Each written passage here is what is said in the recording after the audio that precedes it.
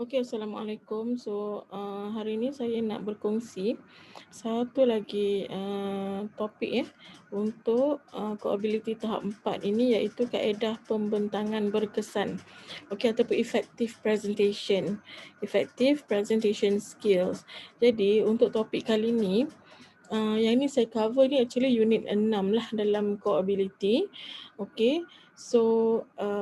InsyaAllah untuk sehingga saya yang ngajar ni, sehingga topik ni lah saya cover. Okey. So lepas ni akan diambil alih oleh pensyarah barulah.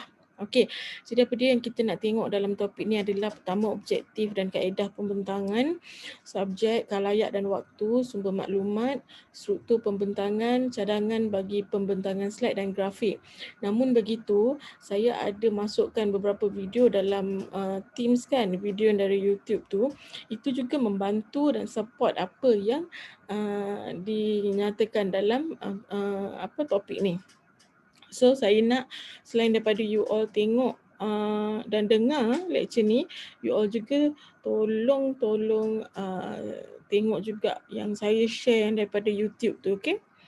Okey, so apa objektifnya untuk lecture kita ni adalah kita nak tengok struktur persembahan.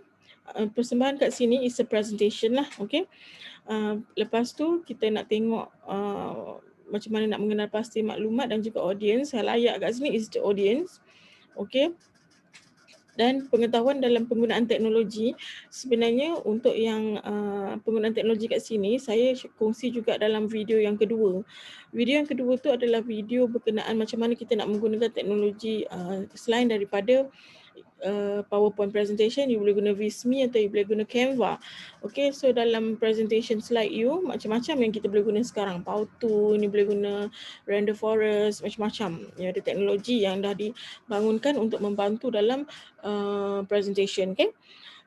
Tapi yang Visme tu bagus sebab dia nyatakan tips sekali untuk creative idea macam mana you nak bentuk you punya presentation slide. Okay. Seterusnya sumber dan standard bahasa dalam penyampaian grafik. Yang ini pun ada dalam tips tu juga. Okey. Dan juga simbol dan isyarat serta format grafik yang sesuai lah, font dia, gambarnya, background color, font color dan sebagainya. Itu juga penting sebab kita nak kekalkan orang yang mendengar presentation kita itu kekal fokus dan dapat maklumat yang kita nak sampaikan. Okey, jom kita tengok apa itu pengenalannya. Baiklah, pengenalan berkenaan dengan topik ini adalah kemahiran pembentangan ataupun presentation skills yang berkesan, yang efektif. Okey, effective presentation skill. Jadi ianya adalah merangkumi bagaimana kamu boleh mengenali audience, okey, dan juga macam mana kamu boleh menguasai teknik-teknik, okey, presentation skills tu sendiri dengan menggunakan teknologi. Sebab sekarang pun kalau kita tengok kita memang tak dapat lari daripada online presentation online presentation ni tak semestinya kita nak bentang secara bercakap saja, tapi kita juga kena ada, kita kata sebagai visual aid, bantuan visual supaya presentation kita itu lebih berkesan.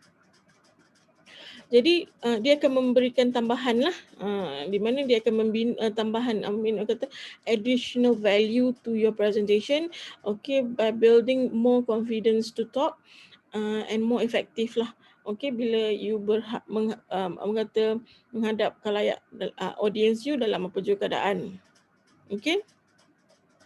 So, apa objektif kaedah pembentangan? Pertama sekali, bila kita nak buat sesuatu pembentangan, kita mesti ada objektif. Kenapa you nak buat pembentangan tu? Kenapa? Apa objektif presentation you? Okay, dan apa yang you nak capai? Hasil dia. Okay, so based on this, and then you start your presentation lah. You start planning your presentation. Okay, so apa benda aspek-aspek untuk pembentangan skill ataupun presentation skill yang you perlu pertimbangkan untuk you plan your presentation. Okay, jadi pertama, kemudahan yang disediakan. Okay, sekarang ni kita semua online kan, Jadi kemudahan yang disediakan oleh audience you macam mana? Keadaan online ni biasanya orang punya fokus tu tempoh dia panjang ke pendek. Jadi kalau kita pun berapa lama maksimum kita boleh dengar sesuatu presentation ni secara efektifnya. So semua benda tu kita perlu ambil kira. Okay, audience you siapa dan apa topik yang you nak sampaikan. Okay, seterusnya experience and then pengetahuan yang mendalam tentang topik, bukan topik. Okay, jadi macam ni bila kita nak menyampaikan apa-apa presentation, of course kita akan ada topik yang kita pilih. Jadi sebelum kita nak present, firstly you kena study dulu tentang topik yang you pilih. You kena fahami, you kena mendalami dulu. Okay, so when you have knowledge in the topic, lagi senang you nak explain.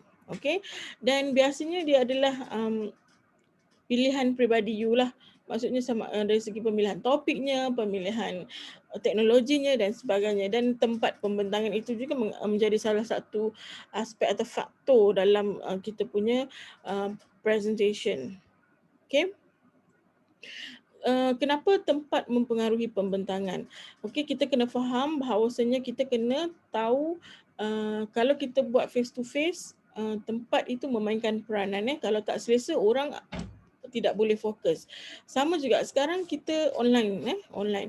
Jadi bila kita online, kita juga kena tahu kebanyakan audience kita akan online di mana.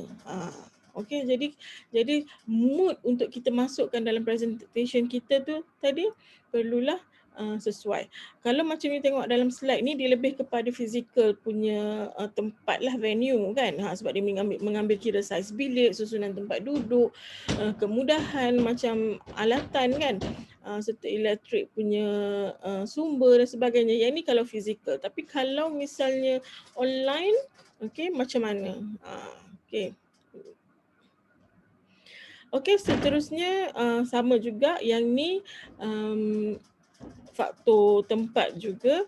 Okay, boleh mempengaruhi lah. Boleh baca lah kat sini keadaan tingkapnya, kedudukan suisnya, gangguan luar seperti bunyi bising. Tadi pun dah dengar anak saya ada ketuk pintu kan. Okay, mungkin kalau you buat secara online-nya, kalau rumah kita tu terletak di tepi jalan yang besar, kereta lalu lalang pun faktor juga tu. Okay. Seterusnya kita tengok subjek. Okey, tak kira lah apa subjek yang telah ditetapkan, okay, ataupun you sendiri yang pilih, you perlu mendapatkan seberapa banyak maklumat yang mungkin untuk subjek yang you nak present tu. Okey, jadi sesuaikan. Bila topik yang kita dah pilih atau diberikan tadi, kita kena, tadi kan kita dah tengok siapa audience kita, jadi kita kena tengok kesesuaian. Okey, antara perkara yang kita boleh pertimbangkan berkenaan dengan audience adalah saiz audience kita tu macam mana. Adakah saiz yang kecil, maksudnya ada mungkin 10 orang, 20 orang, ataupun mungkin audience yang besar, satu dewan, satu auditorium. Lepas tu kita kena ambil tahu juga umur dia, jantina dia, adakah dia datang untuk mendengar presentation kita ni secara minat dia ataupun dia paksa datang. Okey, adakah pada waktu bekerjanya, waktu lapangnya.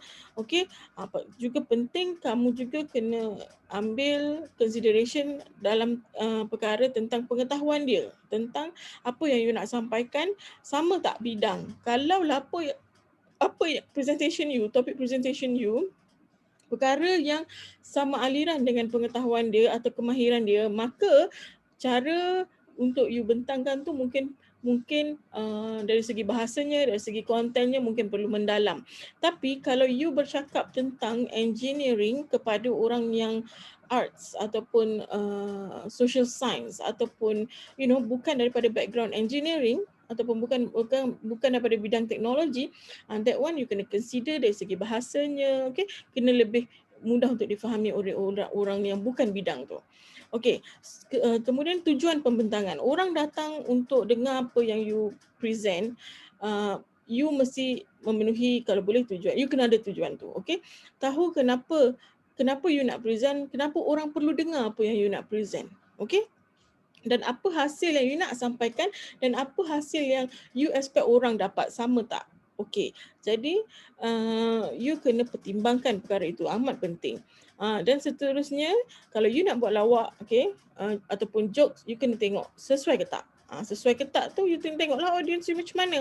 Okey, kalau topik tu sensitif, topik tu berat, mungkin boleh masukkan, cuma bukan jenaka-jenaka yang tak, orang kata, you know, tak berkenaan.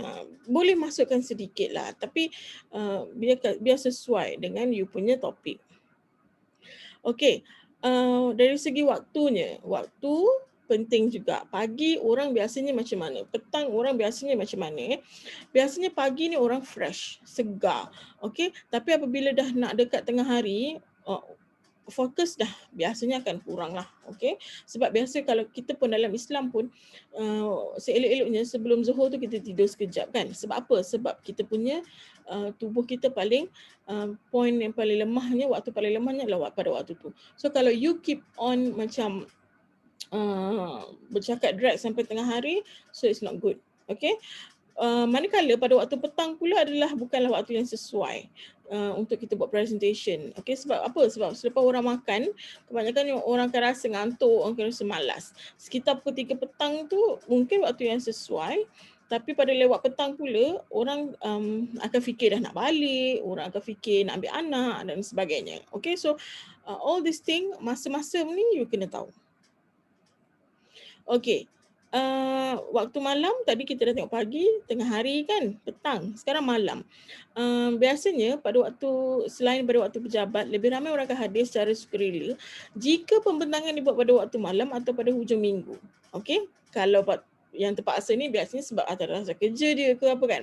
Tapi kalau yang kita offer, let's say you nak ambil kursus sampingan, kursus perniagaan ke, kursus Google Ads ke, apalah, okay, yang kita ambil di luar kerja kita, mesti orang biasanya akan perasan kursus tu dilakukan pada waktu malam ataupun pada hujung minggu kan. Dan perasan tak kalau kelas tu diadakan pada waktu malam ataupun pembentangan tu, presentation ke, kursus ke, apa ke, perhatian kita, fokus kita, concentration kita dia lebih baik. Okey, tapi tak bolehlah terlalu lama. Sebab apa? Kadang-kadang pukul 10 ke atas tu orang dah tak boleh dah. Orang dah fikir nak balik, orang dah fikir nak tidurkan anak, orang dah fikir macam-macam dah nak buat persiapan untuk esok hari. Okey, so kena consider. Masa tu adalah salah satu perkara yang penting untuk kita consider untuk kita bagi presentation. Selain daripada faktor masa, faktor sumber maklumat. Okey, subjek yang berlainan memerlukan sumber maklumat yang berbeza. Okey, faham ya yang tu? Sumber maklumat yang digunakan bergantung kepada objektif pembentangan pun sama. Mudah je nak faham. So apa, dia mungkin satu tajuk ni kan kadang-kadang dia luas tau, it's too broad. Tapi dia akan lebih orang kata berkesan jika you tahu apa objektif yang you nak capai dalam pembentangan you. So kalau you ada satu objektif yang spesifik, maka you boleh mengarahkan, you boleh guide you punya presentation tu kepada satu benda yang spesifik untuk mencapai objektif. Okay? Dan ketiganya, you mestilah nyatakan sumber maklumat yang digunakan. Okay, jadi biasanya struktur pembentangan ni adalah melibatkan 4 lah. Pengenalan, introduction, okay, main topic, okay, seterusnya transition, peralihan dan kesimpulan. So untuk yang ni, struktur pembentangan ni, you boleh tengok pada video YouTube saya yang pertama. Kalau you nak menyampaikan presentation dalam bahasa Inggeris misalnya, dalam video tu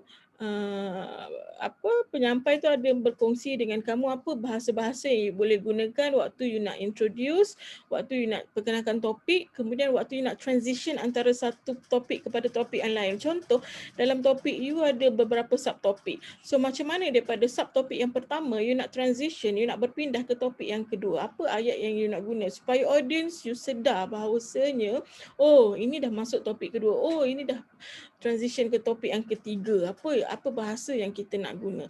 Dan seterusnya, of course, kita mesti buat satu kesimpulan. Kadang-kadang ada orang yang distracted in the middle of the presentation. So bila you buat rumusan, pada akhirnya semua orang akan rasa oh apa yang dia faham tadi betul. Kalau misalnya bila you buat kesimpulan, dia dah distracted tadi, dia boleh mungkin tanya soalan lepas tu. Okay? So Cara kita nak menyusun pembentangan ada banyak cara. Contoh jika kita nak melaporkan kemajuan, ini cara dia. Okey, biasanya kita huraikan isu atau tugas termasuk memberi sebab mengapa isu dan tugas itu penting. Seterusnya kita terangkan masalah kritikal yang belum diselesaikan. Seterusnya nombor 3, utamakan masalah dan huraikan cara yang sedang diambil untuk mengatasi. Keempat, bentangkan kemajuan positif yang telah dicapai dan akhiri dengan langkah tindakan yang diambil. Okey, ni kalau you nak kena lapor kemajuan lah, pembentangan untuk melaporkan kemajuan. Okey, kalau pembentangan itu untuk mencadangkan strategi, pertama you kena takrifkan objektif. Bila melibatkan strategi, kena ada objektif. Step kedua, kita terangkan keadaan yang semasa. Step ketiga, kita nyatakan keadaan yang kita ingin capai. Okey, strategi faham ya? Okey, keempat, kita kena senaraikan strategi-strategi yang kita boleh gunakan dan kena nyatakan sekali kebaikan dan keburukan strategi tersebut. Ada pro and cons dia.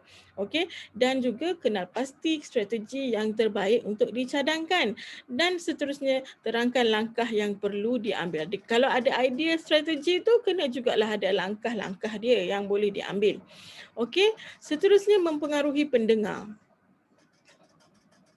Okey, jika kita nak mempengaruhi pendengar, pertama sekali kita kenalah kenal pasti keperluan yang dipenuhi oleh produk atau perkhidmatan atau idea tertentu. Kenapa audiens kita kena dengar? Apa keperluannya? Apa objektifnya? Dan apa hasil yang dia boleh dapat lepas tu? Okey, terangkan keperluan ini dengan terperinci. Terangkan bagaimana penyelesaian yang anda tawarkan untuk memenuhi keperluan ini. Terangkan kebaikan penyelesaian yang anda tawarkan. Dapatkan persetujuan bagi langkah yang seterusnya. So let's say you ada satu produk. Okay, kenapa orang perlu dapatkan produk you? Kenapa? Apa idea awalnya? Okay, kemudian kena terangkan produk ini, produk yang you ada tu secara detail lah. Kalau you nak jual produk kurus, okey, apa penerangan tentang produk tu secara detail, ingredientnya, kebaikan dia dan sebagainya. Okey, dan terangkanlah bagaimana cara apa yang produk yang you tawarkan ni boleh menyelesaikan masalah diorang. Dan terangkan juga kebaikan penyelesaian yang anda tawarkan berbanding yang tawaran orang lain. Okey, dan dapatkan persetujuan bagi langkah yang seterusnya. Okey, dan seterusnya jika memilih salah satu daripada beberapa alternatif, so ini cara dia. Pertama, kenal pasti keadaan, terangkan kriteria, terangkan alternatif, bandingkan kriteria untuk singkirkan alternatif yang tak memenuhi kriteria dan cadangkan alternatif terbaik. Ni step by step lah. Kalau kita nak bentang atau kita nak present dengan tujuan untuk audiens kita boleh memilih salah satu daripada apa-apa pilihan yang dia ada. Okey, faham Okey. Ini pun sama. Okey, ni dah. Okey, seterusnya kalau kita buat presentation tentang proses ataupun prosedur, so ini step dia. Pertama, kenal pasti proses atau kemahiran, proses ataupun prosedur, tunjukkan kepentingan kepada peserta. Kemudian awak terangkan langkah-langkah dalam proses dan kemahiran tersebut. Seterusnya, ajak peserta supaya cuba sendiri sebahagian daripada proses ataupun kemahiran itu dan ringkaskan sekali lagi langkah-langkah termasuk langkah yang tak dicuba oleh peserta. Okey, seterusnya terangkan semua langkah yang boleh diambil oleh peserta sendiri untuk menguasai sepenuhnya proses ataupun kemahiran tersebut. Okey, so ini adalah step by step untuk kita nak present pasal proses ataupun prosedur. Okey. Okey, untuk cadangan bagi pembentangan slide, saya nak you tengok video yang saya kongsi tu yang daripada Visme tu, the second video. Okey, ini pun sama. Okey, kalau you tak tengok yang tu, kalau ada soalan yang melibatkan ni memang susah untuk you jawab lah. Okey. Okey, ni pun sama. Alright, grafik semua pun sama. Okey. Tapi boleh tengoklah, boleh juga baca. Okey, saya kongsikan sekali lagi tentang pembentangan slide ni berkenaan dengan warna latar ataupun background mestilah kontras dengan warna teks. Tak bolehlah background warna putih, teks warna kuning, yang tuan tak nampak. Kalau you guna background cerah, make sure font dia, teks dia warna gelap. Contoh background warna biru muda, font boleh warna hitam. Okey. Jangan background warna hijau tua, tulisan warna purple tua. Memang takkan membantulah, okey. Jangan guna teks terang-terang, kuning, merah, okey. Gunalah teks warna putih atau kuning. Kuning terang tadi maksud saya striking lah. Alright, so kalau nak guna background hitam, biru gelap, gunalah teks warna putih, guna warna cerah-cerah lah, okay. Tapi kalau guna background cerah, gunalah teks warna gelap. Okay, gunakan teks dengan berlatarkan gambar foto yang popular, yang orang macam trending sekarang lah. Okay, elakkan guna teks warna merah. Sebab apa? Warna merah sering kelihatan pudar bila diprojek pada skrin. Okay. Alright. Elakkan penggunaan teks yang gradation warna dia melainkan perkataan yang besar-besar atau berfungsi dengan hiasan. Okay, ini lebih jelas kalau you tengok video nanti ya. Alright. So grafik, macam mana nak guna grafik tu boleh guna. Yang paling penting grafik tu kan jangan guna Photoshop. Okay, tapi sekarang macam-macam dah boleh guna. Okay. Okay. So itu sahaja saya rasa untuk sedikit berkenaan dengan presentation skill. Nanti untuk tambahan info boleh tengok pada video tambahan yang saya dah upload dalam Teams tu. Tolong tengok tau, sebab kemahiran presentation ni bukan saja you boleh guna bila kenapa pula saya kejap. Okay.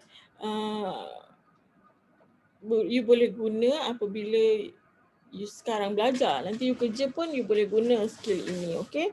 Jadi saya mengucapkan terima kasihlah kepada you all sebab beri kerjasama yang baik. Okay. So insyaAllah ada umur yang panjang, kita akan jumpa lagi. Mungkin di lain tempat lah. Okay. So Assalamualaikum. Tolong jawab kuis dan juga ujian yang saya akan attach lepas ni ya. Okay. Terima kasih.